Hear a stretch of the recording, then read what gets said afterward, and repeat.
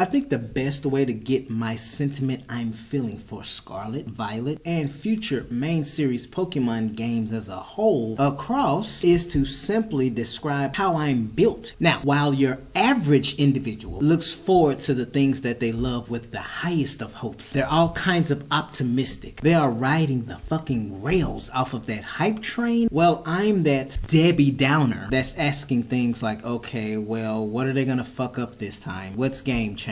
I am all about being as objective as I can be to match how critical I naturally am. I prefer to be realistic. And it's really going to frame why I feel that not just Scarlet and Violet are too soon, but any future main series Pokemon games. Alright, I guess it's cool to start here because it's the obvious elephant in the room and the freest real estate. Yes, words cannot describe the anticipation concerning what type of region we're going to explore and have all of our classic Pokemon experiences in this time, especially when it's looking this damn good. But yeah, game footage is not final. It doesn't excuse the fact that they clearly have been doing some kind of homework concerning all of those woes of the 8th generation as a whole. It is definitely a far cry from this, graphically speaking alone. But of course, graphics aren't everything. But it's definitely worth pointing out. With that aside, it's clear that the other thing to look forward to are the selections of Pokemon. What will return and what won't return? Will you finally be able to use your precious Greninja? Will Sawsbuck finally be an option as well? And finally, the release date is the only other thing to look forward to until future reveal trailers. So now that I got all of that positivity out of the way, let me mention one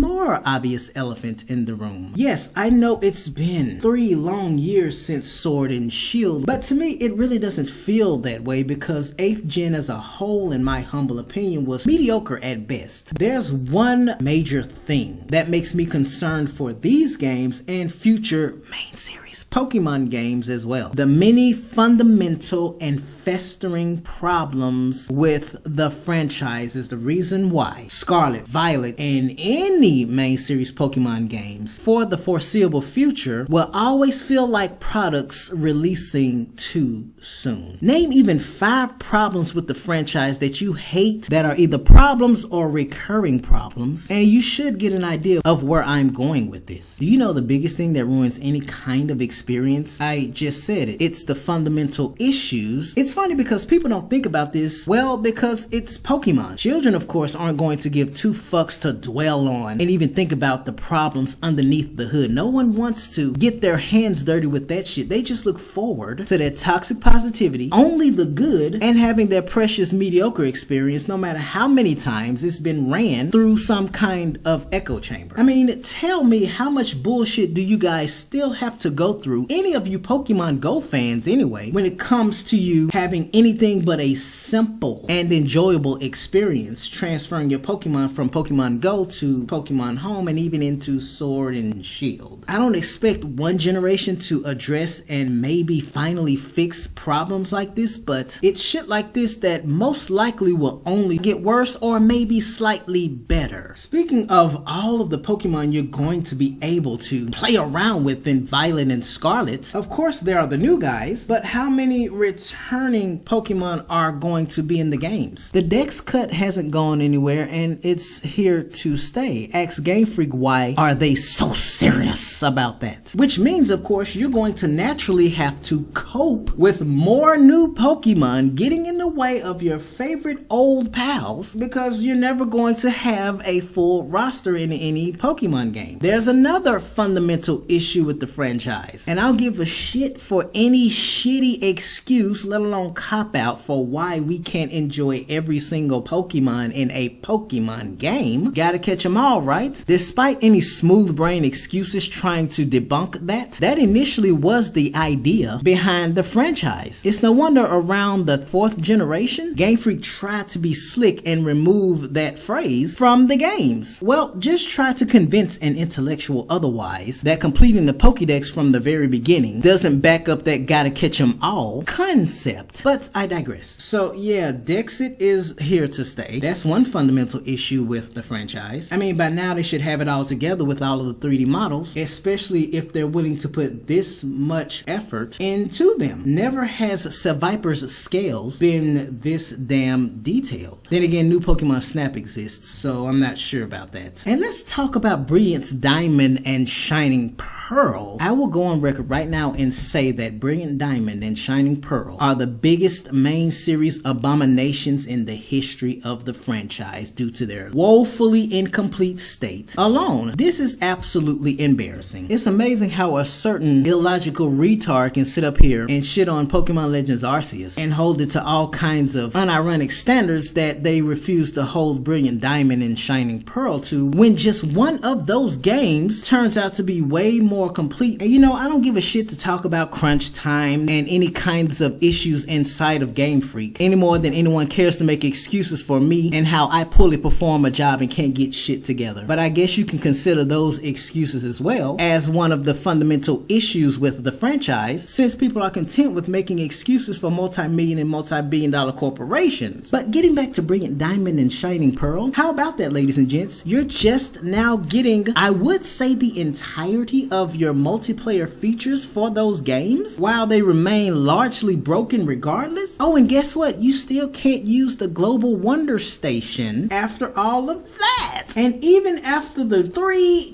gig day 1 patch, the games remained a broken and incomplete mess. But yet Pokemon Legends Arceus has no multiplayer features. But it took Brilliant Diamond and Shining Pearl 3 months to finally get most of their multiplayer features, the Global Wonder Station, withstanding. And it's not like ranked battles and VGC for that matter are possible with Brilliant Diamond and Shining Pearl, on top of the fact that you can only trade and battle with Brilliant Diamond and Shining Pearl. That's just some food for thought, because it's not just Pokemon Legends Arceus woefully devoid of multiplayer features. But frauds will be frauds, which is why his platform is dead. The real point I'm trying to make here is the fact that all of this shit is unacceptable one way or another, no matter what the fundamental issues are. And I don't know about you guys, but yeah, hype is great, being positive is great, looking forward to the new Pokemon games, the shit that you love, all of that shit is great. But you know what isn't great? All of this incompetent baggage that naturally is going to trail along with all of that. Why can't we just look up and see even one of these issues not given the tone deaf treatment? No matter the generation of Pokemon games. For me personally, I know I've been done with having to deal with all of this incompetent luggage. Call Pokemon Legends Arceus whatever you wish. It can be a tech demo, it can be a piece of shit, whatever. But when you're a product from the highest grossing media franchise with a $60 price tag, there is no excuse whatsoever that will ever excuse Brilliant Diamond and Shining Pearl. Game Freak was just too naturally lazy, incompetent, and mediocre to give you Pokemon Platinum as a remake, so there's that. So yeah, on top of all of these fundamental issues trailing along with all of your dreams and aspirations, it's the fact that Game Freak is allowed to get away with all of this shit because of course all they have to do is hide behind the franchise and sell merch, video games, trading cards, etc. regardless. So it's personally difficult for me to see something actually mature when every single time you have to always accept the bad with the good, no matter how jarring it is. And it turns out that it's actually a lot worse than you think it is. Again, it would be nice if they fixed a lot of issues that have been festering for decades. Oh yeah, the combination of the forced experience share and affection in Brilliant Diamond and Shining Pearl are the biggest patronizing things to any kind of intelligent life, whether they've played Pokemon or not. Let's just say the amount of autopiloting through the power of affection that you will inevitably and uncontrollably get handed to you like some free trophy is beyond